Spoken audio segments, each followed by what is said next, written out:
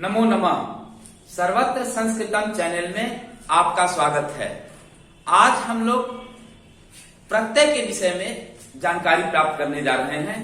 इसके पहले भी 2-3 वीडियो में हम लोग प्रत्यय के बारे में जानकारी प्राप्त कर चुके हैं।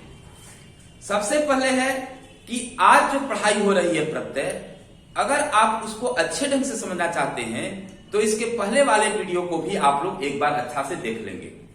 आज हम लोग जो प्रत्यय पढ़ने जा रहे हैं उस प्रत्यय का नाम है सत्री और सानच। यह प्रत्यय पढ़ता हुआ, जाता हुआ, खाता हुआ आदि क्रिया का बोध कराने के लिए किया जाता है। मेरे प्यारे शिष्यों, इस प्रत्यय को अगर आप जान जाएंगे तो आप लोगों को खेल खेल में अनुवाद बन जाएगा। खेल खेल में अनुवाद बनाना ही सर्वत्र संस्कृतम चैनल का मुख्य काम है। संस्कृत भाषा किस तरह से सरल हो, कैसे हमारा अनुवाद ठीक हो और हम संस्कृत में अच्छा से अच्छा अंक लाएं, यह इस चैनल की विशेषता है। तो आए हम लोग सत्री और सानच प्रत्यय के बारे में विशेष रूप से जानकारी प्राप्त करें। सत्री और सानच प्रत्यय जो है वो पढ़ता हुआ, जाता हुआ, खाता हुआ आदि क्रिया का बोध कराने के लिए किया जाता है। प्रश्मयपदी धातु में सत्री प्रत्यय लगता है और आत्मनेपदी धातु में सानच प्रत्यय लगता है। सत्री प्रत्यय लग जाता है तो पठ जोड़ सत्री पठत बनेगा। पठत माने पढ़ता हुआ। आप जानते हैं कि यह मूल शब्द है और मूल शब्द का संस्कृत में व्यवहार नहीं होता है, इसलिए पठ जोड़ सत्री पठत को हम लोग पुल्लिंग में पठन कहेंगे, स्त्रीलिंग में पठंती होगा और नपुंसक लिंग में पठत होगा। आज अब हम लोग सानच प्रत्यय के बारे में जानकारी प्राप्त करें। सानच प्रत्यय आत्मनेपदी धातु में लगता है और यह जब लग जाएगा तो सेव जोड़ सान सेव मानव होगा, स्त्रीलिंग में सेव माना होगा और नपुंसक लिंग में सेव मानव होगा। इससे बने हुए शब्दों का रूप चलता है, जैसे सेव माना, सेव माना, सेव माना, ये आपका हो गया मूल प्रत्यय। अब देव की तरह सेव माना का रूप चलेगा, लता की तरह आपको चलेगा सेव माना का, अब फल की तरह चलेगा सेव मानव का। इसी प्रकार पठ जो सत्री अगर करेंगे तो पठत हो जाएगा। पठन पठंत पठंतः जो है ये श्रीमत की तरह चलेगा सत्री प्रत्यय पर, और पठंती पठंते पठंत्य नदी की तरह चलेगा। आए अब हम इसको लिखें, क्योंकि आप लिखेंगे तो आप लोग को समझ में आएगा।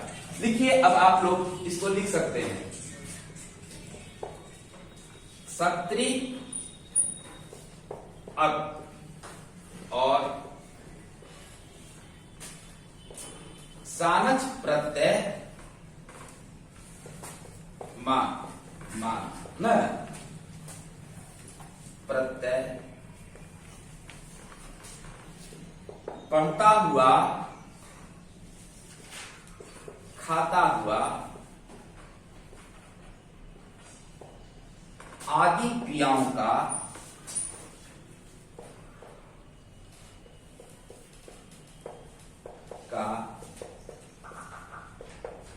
बोध कराने के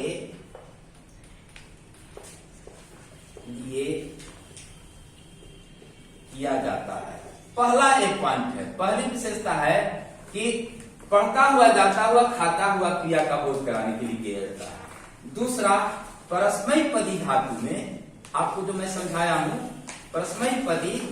परस्मैपदी धातु किसे कहते हैं आप लोग इसके पहले वाले भी वीडियो में देखे हैं। जिसका रूप तीता अंति चलता है उसको परस्मैपदी धातु कहते हैं।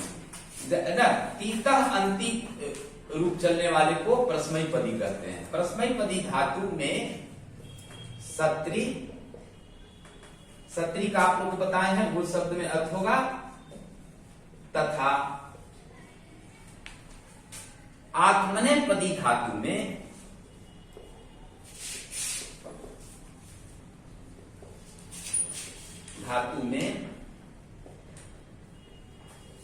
सानच का शेष मान बचता है। एक पहचान है।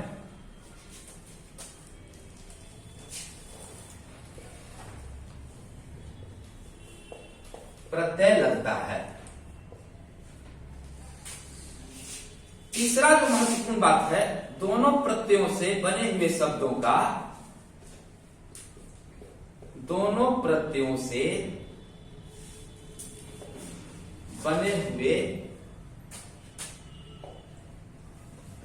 शब्दों का रूप चलता है।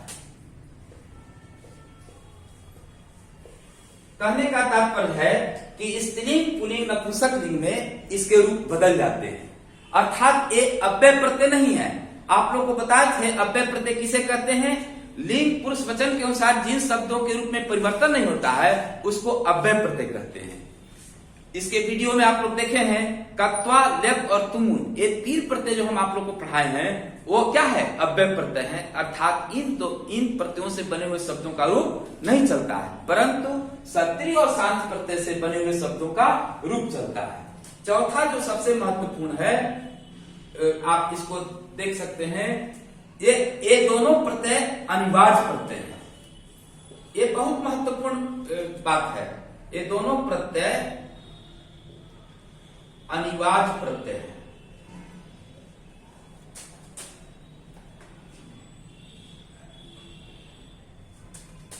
अर्थात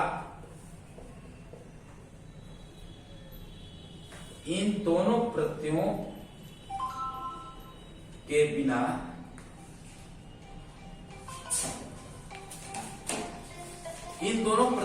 बिना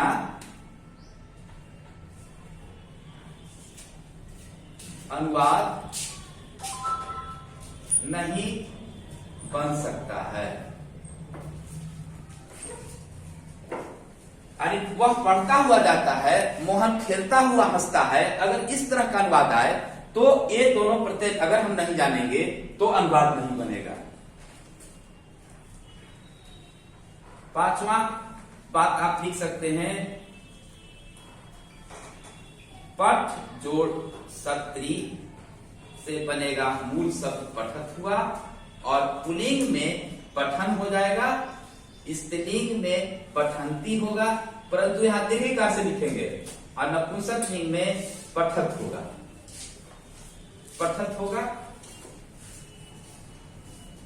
अब आप लोग एक बार इसको फिर से समझ लीजिए। अभी तक जो हम लोग जाने एक बार आप लोग पुनरावृत्ति कीजिए ताकि आप लोग को समझ में आ जाए। प्रत्यय जानने से संस्कृत बड़ी सरल हो जाता है।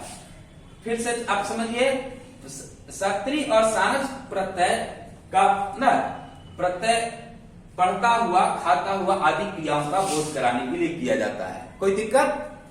परस्मैपदी धातु में सत्री प्रत्यय तथा आत्मनेपदी धातु में सानस प्रत्यय लगता है। दोनों प्रत्ययों से बने हुए शब्दों का रूप चलता है।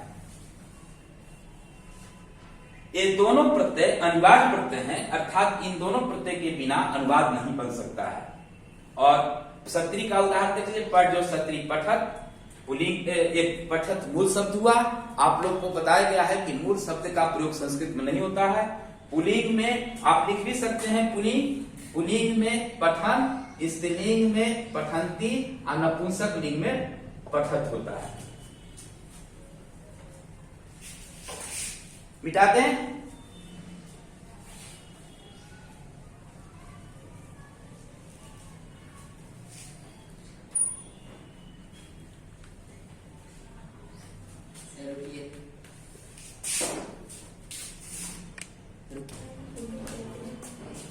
अब देखिए सानस प्रत्यय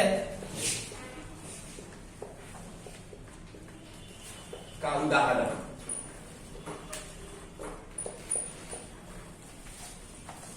आप लोग जानते हैं सेव आत्मनेपदी धातु है। इसमें जब सानस प्रत्यय लगेगा तो सेव जोड़ सानस हो जाएगा पुल्लिंग में सेवमानः, स्त्रीलिंग में सेवमानः, नपुंसक लिंग में होगा सेवमानम।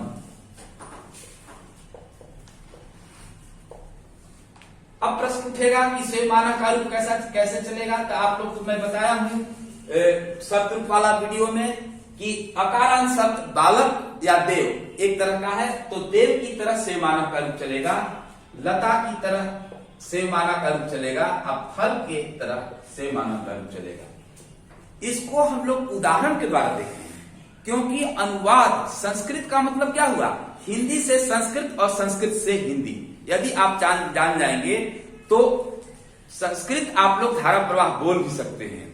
आप लोग जानते हैं कि सर्वत्र संस्कृतम चैनल का मुख्य उद्देश्य है जने जने गृहे गृहे संस्कृत भाषाया प्रचारम भवेत् न, सभी लोग संस्कृत में अपने विचार होते हैं। और धीरे धीरे आप देख रहे हैं कि ये धीरे धीरे आपको बोलने की भी कला सिखा रहा है। तो यहाँ पर आप देखिए सेव जोड़ सानस सेव माना हो गया, अर्थात आप उदाहरण देखिए, वह पढ़ता हुआ जाता है, वह पढ़ता हुआ जाता है। अगर आप एक प्रत्यय नहीं जानिएगा, ज्ञान नहीं रहेगा, तो आपको ये अनुवाद बड़ी भारी लगेगा। लेकिन अगर एक प्रत्यय जान गए तो एकदम बहुत हल्का अनुवाद है, सह पठन गच्छति।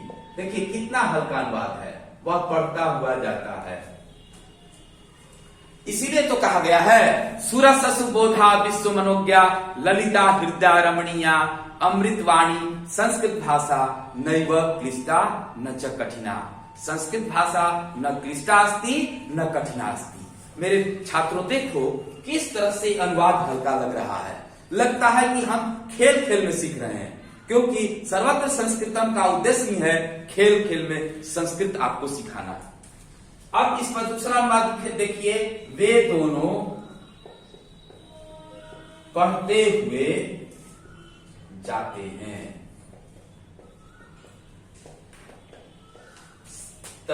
वे दोनों का संस्कृत क्या होगा, तौ। अब पठन का रूप हो जाएगा पठन पठन्तौ।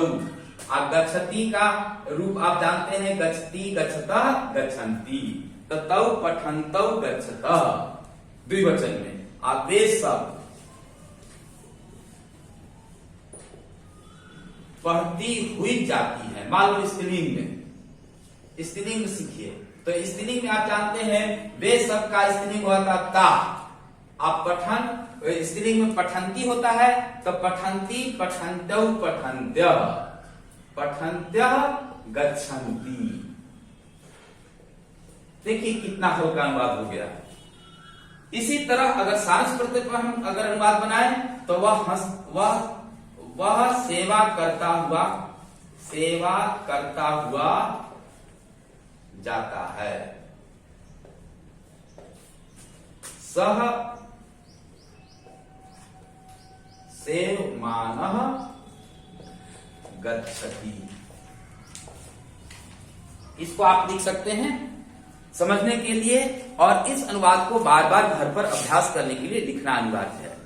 एक चीज आप लोग बहुत अच्छा से समझ लीजिए, प्रत्ययों का सम्यक ज्ञान बहुत आवश्यक है। और इसको जब हम समझ लेंगे तो ये श्रुति मधुर है, सुनने में बहुत हल्का लगता है। तो इस प्रकार से हम लोग सत्री और सारस प्रत्यय के बारे में विस्तृत रूप से जानकारी प्राप्त कर लिए, और इसमें यह जान गए पढ़ता हुआ, जाता हुआ, खाता हुआ का अगर हो प्रयोग, तो जैसे अगर कर्ता बदलेगा उसी के अनुसार इस रूप में भी परिवर्तन हो जाएगा, और इस प्रकार से हम अनुवाद सीख सकते हैं। तो अगर आप लोगों को कोई समस्या होगा तो आप अपना कमेंट बॉक्स में विचार देंगे। जय तु भारतम, जय तु संस्कृत।